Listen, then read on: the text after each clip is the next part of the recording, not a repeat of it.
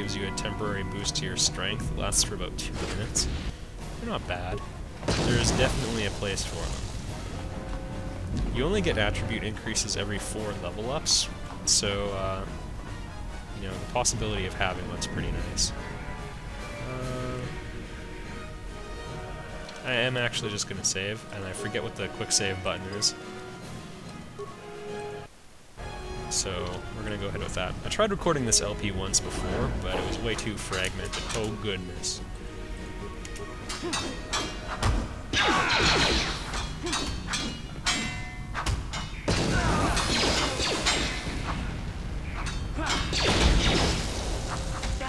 Uh-oh. Ooh, level up. So I'm going to level myself up. It gives us a few skill points. We're going to allocate those. Having 5 points in demolitions is pretty nice because it lets you access another level of mines for placing and, you know, disarming. So that's nice. It's also kind of nice to have repair. It's similar to a computer use skill, although you can get more out of repair in my opinion. Treat injury is also pretty nice. Persuade I'm not going to invest in heavily right now, just because it's not a skill I'm good at this time. Later on when I become a Jedi, spoiler alert, I'll be able to do that. Now, by the way, I'd like to point out, I got Rapid Shot and Flurry as my super combat feats. There's also Critical Strike and Power Hit, and equivalent versions for blaster weapons. I kind of do like Flurry, but I believe you can mathematically prove that. Well, I guess it kind of depends on the weapons you're using, but I don't know. They're all fairly close in overall quality, although I do think Flurry is the worst. As far as what we're going to do right now, I'm going to invest in Toughness. Gives me 1 more hit point every level up. So, it's kind of nice.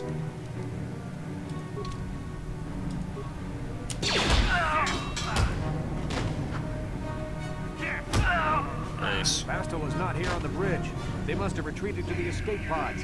We better head that way too. The Sith want Bastel alive, but once she's off the ship, there's nothing stopping them from blasting the Endar Spire into galactic dust. Wow, Trask, I guess we should hurry then. Maybe he's just like one of those guys who's really talkative, and so he, you know, he says that he's really in a hurry, but I mean, like, he just has to check Facebook first, you know. Want to be in there. All sorts of little goodies. The game tends to rely on a very large number of lame drops, rather than a small number of awesome ones, so that's fine. If that's how it wants to do it, that's okay with me.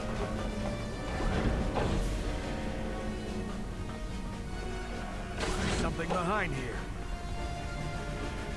Damn, another Dark Jedi. I'll try to hold him off. You get to the escape pods. Go! Surprisingly selfless of you, Trask. And then the door shuts. And is now, like, perma-locked. I don't think we can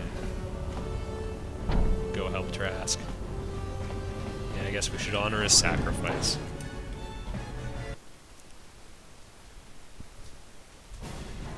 This is Carth on your personal communicator. I'm tracking your position through the Endar Spire's life support systems. Bastel's escape pod is away. You're the last surviving crew member on the Endar Spire. Now, I can't wait for you much longer. You have to get to the escape pods. Guess I'll hurry then. Now, later on in the game, I could be a Jedi and I could force jump this guy. And he'd be dead. Fortunately, we gotta do the slow walk up to him.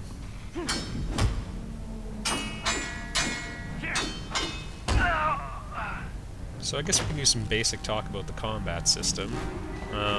How it works is, there's a turn every 3 seconds. If you're just going to attack the person, how it works is, a random number is generated from 1 to 20. Call it like a dice roll.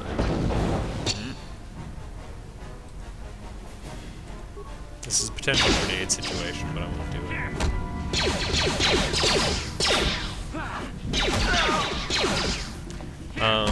So, that number gets added to your attack bonus, which is... Careful. There's a whole squad of Sith troopers on the other side of it. You could reprogram the damaged assault droid to help you. Or you could use computer spikes. To slice into the terminal. Look, Carth, I use was the Endar talking. Spire's. It's full of ideas, though. So, we don't have enough of anything to hotwire a droid or fix a computer terminal. Now we do. Offhand, I'd say it's actually better to use the computer terminal right now, because if you save your repair parts, you can get a ton of experience points activating droids. So, let's flood it with gas. Oh, okay. Overload power terminal.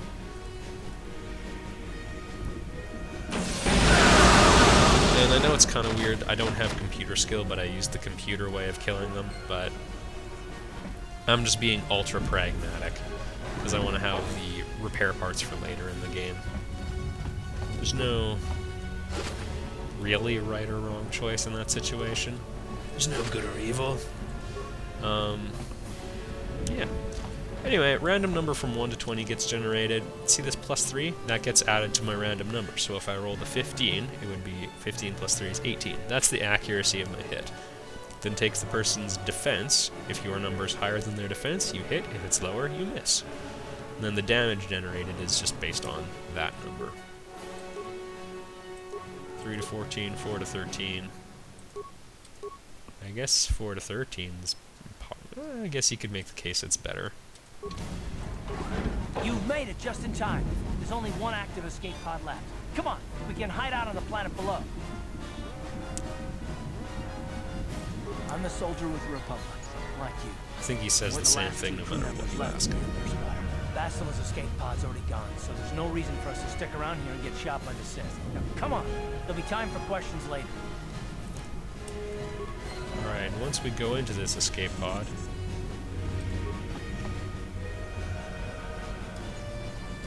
Incidentally, Carth has very similar stats to Trask. Kinda like in Mass Effect, how, like on the first one, that character dies right away and is immediately replaced with Ashley, who's the same class. There was a cutscene we left out here of the main character having a dream of Revan being attacked by Bastila. And, you know, there was a video of our escape pod crashing, too. You're gonna find it hilarious when you find out how, like, Carth walked like 10 feet from the escape pod to get us here. You must have been having one hell of a nightmare. I was wondering if you were ever going to wake up. I'm Carth, one of the Republic soldiers from the Endar Spire. I was with you in the escape pod. Do you remember?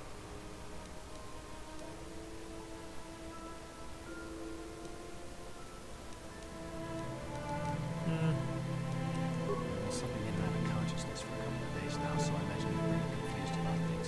Try not to worry. We're safe. At least for the moment. We're in an abandoned apartment on the planet of Taris. We banged up pretty bad when our escape pod crashed. Luckily, I wasn't seriously hurt. I was able to drag you away from our crash site. Totally cloved me with a lead I pipe. stumbled into this abandoned apartment. By the time the Sith arrived on the scene, we were long gone. You don't have to thank me. I've never abandoned anyone on a mission, and I'm not about to start now. I'm still thankful. Besides, I'm gonna need your help. Taris is under Sith control. Their fleet is orbiting the planet, they've declared martial law, and they've imposed a planet-wide quarantine. But I've been in worse spots. I doubt saw on your that. service records that you understand a remarkable number of alien languages. That's pretty rare in a raw recruit. But it should come in handy while we're stranded on a foreign world. There is no way the Republic will be able to get anyone through the Sith blockade to help us. If we're gonna find Bastila and get off this planet, we can't rely on anybody but ourselves. Alright, now we're gonna learn about Bastila real quick and why she's an important plot device. Bastila's a Jedi. She was with the strike team that killed Darth Revan, Malak's Sith Master. Bastila's the key to the whole Republic war effort. The Sith must have found out that she was on the Endar Spire and set an ambush for us in this system. I believe Bastila was on one of the escape pods that crashed down here in Taris. For the sake of the Republic war effort, we have to try and find her. Alright. Bastila is no ordinary Jedi. She has a rare gift the Jedi call battle meditation. Bastila's power can influence entire armies. In KotOR 2, you'll find that battle meditation is pretty common. With confidence and make her enemies lose their will to fight. Often that's all it takes to tip the balance in a battle. Of course, there are limits to what she can do, but from what I understand of her ability, it requires great concentration and focus to maintain her battle meditation. The attack on the Endar Spire happened so fast, she never had a chance to use her battle meditation. Like us, she barely got out alive. Sounds like you're making excuses for her. Bastila is gonna need our help.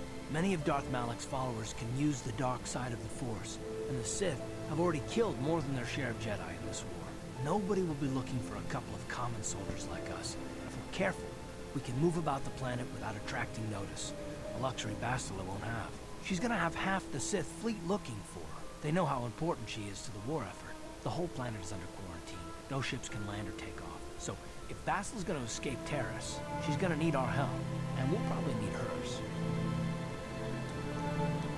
Alright. While you were out, I did some scouting around. There are reports of a couple of escape pods crashing down into the Undercity. It's probably a good place to start. But the Undercity's a dangerous place. Yeah, a landed escape pod probably is roughly where she left. Any good if we go and get ourselves killed. Good idea. We can use this abandoned apartment as a base. We can probably get some equipment and supplies here in the upper city. Just remember to keep a low profile. For some grim stories about the Dark Jedi interrogation techniques. They say the Force can do terrible things to a mind. Can wipe away your memories and destroy your very identity. Oh, I don't believe if we don't do anything that. stupid, we should be okay. I mean, after all, they're looking for Bastila, not a couple of grunts like us. All right, soldier, let's move out. Sounds good, Carth. Alright, so everybody kind of hates Carth. Incidentally, I think the same voice actor does Caden Alenko in Mass Effect, and everyone kind of hates him too, but I don't know, Carth's okay. I'm actually not going to upgrade this Vibroblade. Actually, no, I will. There's a weapon called the Chani Ritual Brand, which I actually think is a really good starting weapon. Let's get this out of the way right now. Well, I've been a star pilot for the Republic for years. Seen more than my share of wars. I fought in the Mandalorian Wars before all this started. But with all that, I've never experienced anything like the slaughter of these Sith animals can unleash. Not even the Mandalorians were that senseless. My homeworld was one of the first planets to fall to Malik's fleet. The Sith bombed it into submission, and there wasn't a damn thing our Republic forces could do to stop them. I'm just a soldier. I go where the fleet admirals tell me to. I follow my orders and I do my duty. Considering we just met, you're kind of explaining your inner demons pretty early. That means I didn't.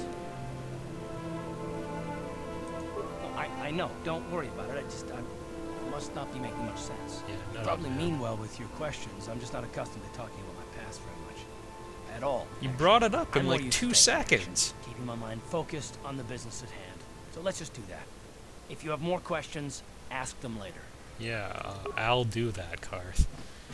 Alright. I actually don't mind Carth.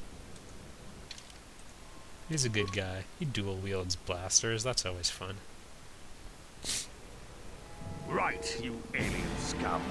Everybody get up against the wall. This is a raid.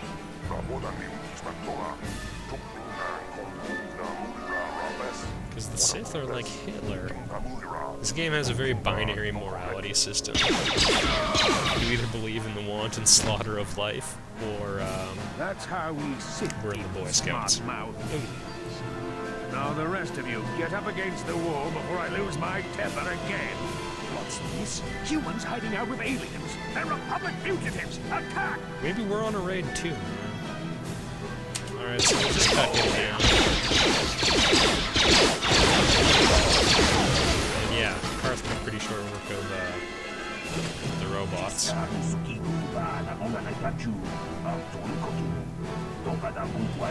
No problem, dude. I do love how these guys talk.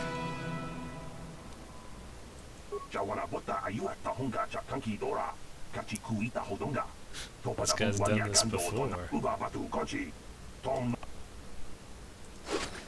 Alright. Blaster rifles, hugely disappointing. They're not that much more stable than blaster pistols, which not terribly realistic, but whatever.